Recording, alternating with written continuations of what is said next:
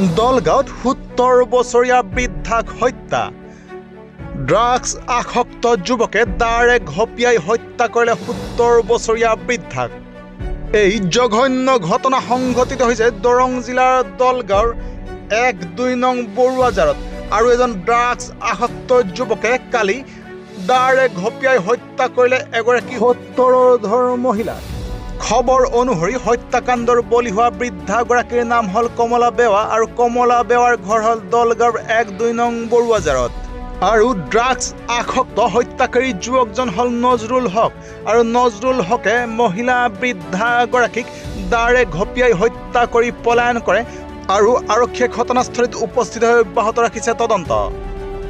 এক বিশেষ খবৰ, দৰং জিলাৰ দলগাঁৱৰ ১-২ নং বৰুৱাজাৰত যোৱা নিশা সংঘটিত হৈছে নৃশংস হত্যাকাণ্ড। আৰু কমলা ৰেৱা নামৰ ৭০-ৰ বৃদ্ধ মহিলাগৰাকীক দাৰে ঘপিয়াই হত্যা কৰিছে নজৰুল হক নামৰ ড্ৰাগছ আসক্ত লম্পট যুৱক এজনে।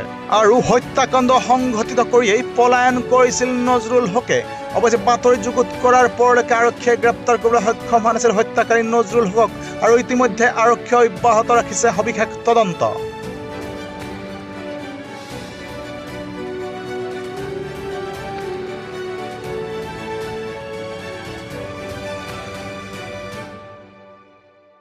মোহাম্মদ তহুৰ আলী। ক'বলৈ আছে মোৰ এইখিনি চাওক, ইফালে আমাৰ ১-২ নম্বৰ বৰুৱাজাৰ গাঁওখিনিত এনেকুৱা মানুহ বাঢ়িছে যে আপোনাৰ গাঁজা খোৱা, মদ খোৱা এইবিলাকো বন্ধ কৰিব লাগে। আমি আৰক্ষীৰ গতেই দিছোঁ বৰ্তমান, এতিয়া আৰক্ষী তদন্ত কৰি আছে।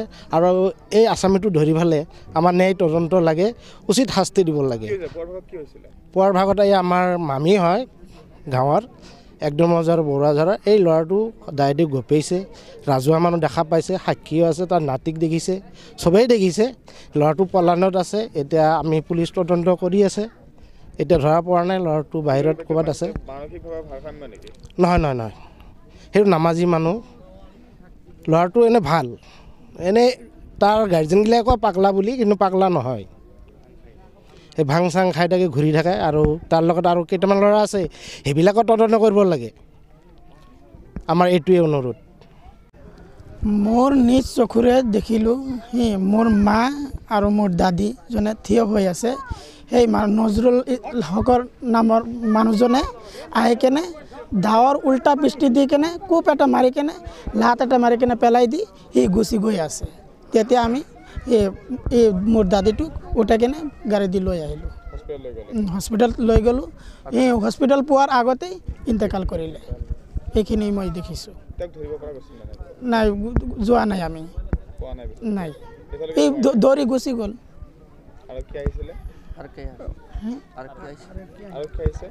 আৰক্ষী আহিছে, এতিয়া সহযোগ কৰি আছে, তদন্ত কৰি আছে। মোৰ দাদী লাগে, দাদী কমলা বেৱা। 80 মান হ'ব, 76 বয়সস্থ মানুহ, বুঢ়া মানুহ। জি।